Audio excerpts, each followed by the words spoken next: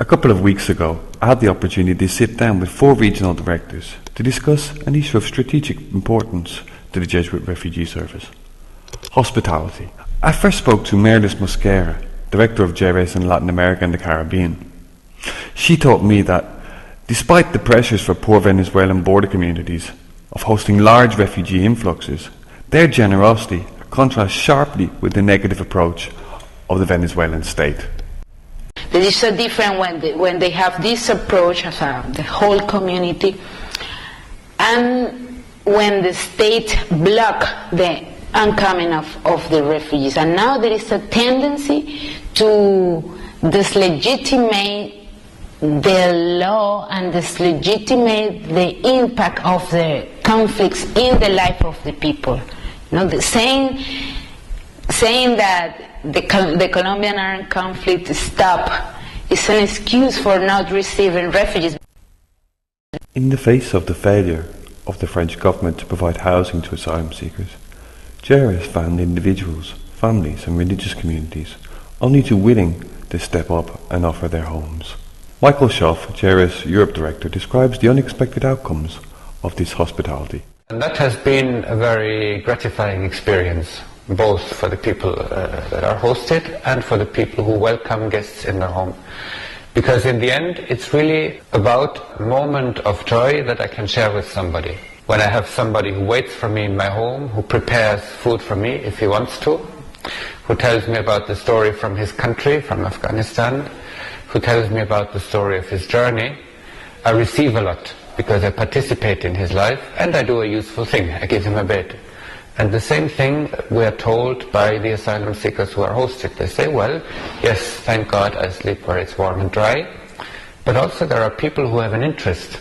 So there are people who ask me about my history. There are people who are afraid with me whether I get the authorization from the from the asylum office.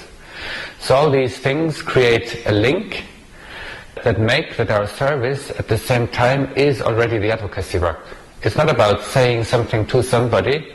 By welcoming people, it is me who changes, and just by being a different person in the society, I can say something. I don't have to prepare a speech or give an opinion, which is much more convincing that way. But for Father Deogratias Rezara, the JRS Eastern Africa Director, it is the language used by political leaders that is hugely important to how refugees are perceived by society in general. I usually like to refer to what Julius Nyerere, the first president of Tanzania, said in reference to refugees. He called them resident guests.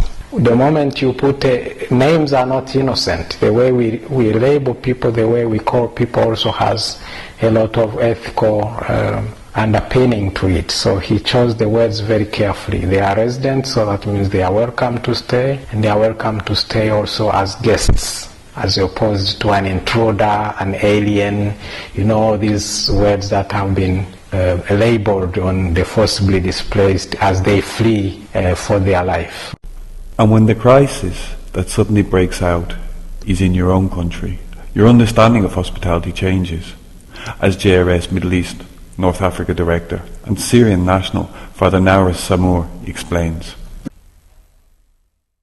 There's a huge difference between working for a cause and of working for a cause when that cause it's your own people or your own.